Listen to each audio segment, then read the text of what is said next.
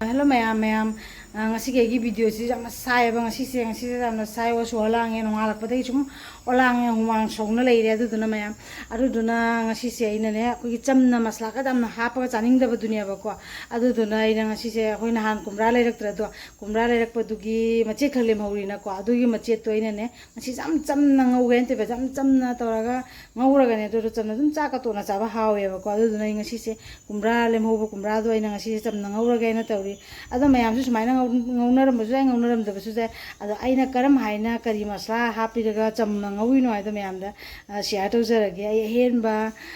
video di nanti apa kok ada mapu itu cam semua ngasih caning ngawu tuh gede ina mayam dah uning dah nasi video sih same mayam ada mayam jeng mina nasi ngasih gaya video sih kari no ina hai bedo kari same no kamaina ngawino ina hai bedo ada olang bedo dia sih maina cam na cabas na hawa hile apa kok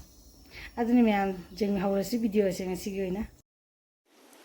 Hello ma'am, welcome back to KS Baby na kitchen. Ma'am na lemo ba kumra do nga ga thong le lemo ba kumra do ado ngasi jeng ngawra ga cha ga ina thawang tawre ado kumra ma che to ina sumana piece tawra ga seme ba ko hana ne sumana samdo ga maku se lotho di maku se lotho ko nungai ba ko adu duna ina si se maku sing se hana sumana ro na lotho ga ba ko.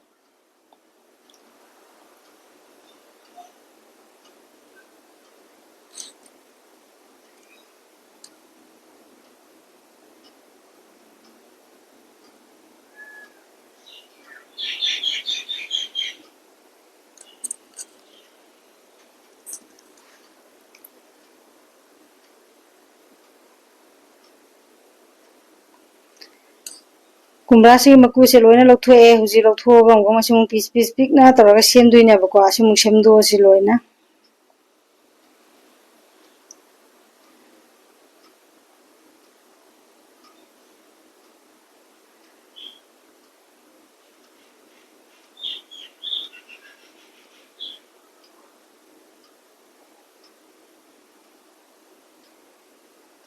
Kumra se sumaina loina semjare ko sumaina sem ga ngom jam duk duina ba ko jam do ga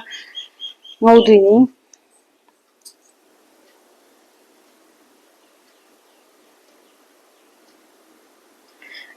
semba loire aduga se chamna be na siga patila amade ni sing khara hapchalaga ina sumai cham thoe aduga sumaina ma charlo ni imda thangalaga singi saru se loina chum tahan gare aba ko sumaina ma chum taraga ngap thamage aduga khang dapchalaga ngorga jam jangna loina jangna ngau duini aba ko aduga matar khara ma soina photo ga thamme aba ko si leire matar se tu mulle aba ko sa amun ba matar ni soina photo thamme khang si ga ina cha thau khara hapchale master oil do do ina khara hapchale asiga kari na sok to ni ngom sigi che gonda moro kang bale aba ko moro kang bani ga hapchalle aduga gidi hangam maru khaji ma hapchallage moro kang ma ka na ngogi ga na ka na ngore aduga kamu hojim kamu hangam maru sum hapchallaga di sai kumra ngothu chamtho thamba du hapchallaga ngomina re ba ko sumaina ngore ai swana jana ngore thamduine ba ko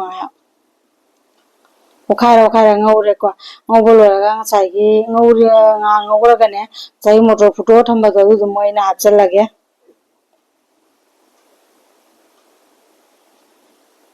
thum khaji ma hapchalle motor haptringe da aduga jangang ma chu do khatang hapchallage ko haldi powder ga namak hapchalle adu okhaire ga motor rum hapchan duine ba ko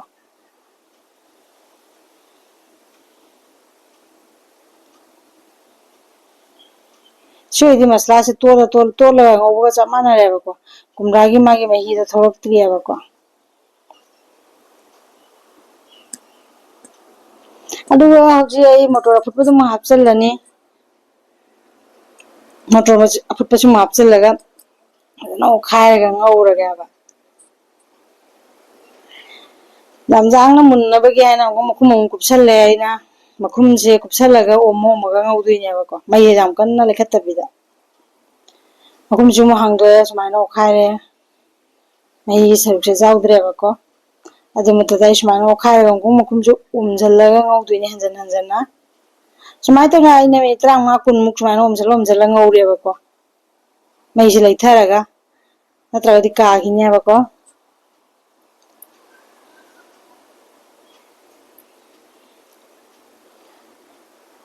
जी कुमड़ा से मुल्ले ma'am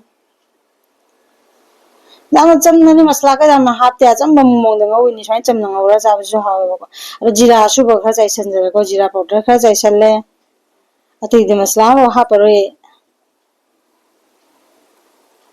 सुमाइना ngौबसे ma'am चारगा चाबा हिनाब्रा चानाबा जावब्रा चमना चागा तोला चाबा याम हावबनी कंगना अइदि याम हाउजेबा सिजे सुमाइना कंगना तोला चाबसे तमदा चाबसु हावे ngौबसे लोयरे लोयरबनी नै plate से लौथो खाइदोक चले हजि Charani अखोय तनगासु Charani चाकासु Charani ma'am अदु ngasi जाम चमना कुमरा ngौबसे कमाइना ngौगे आरो ma'am the चरे अइना ngौबे मोंग मैम मोंग मोंग लौना रौनी अइना कुमरा से कमाइना ngौगे आबदा दु वीडियो ने कुमरा कमाइना ngौरगा चाइदा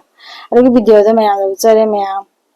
मैम की चैनल से लाइक शेयर सब्सक्राइब तौरगा सपोर्ट सु मैम तौबिरो मैम सी ओइनदी अइ कुमरा लोइबा ngौबसे ओइन लोइजरे थैंक यू मैम बाय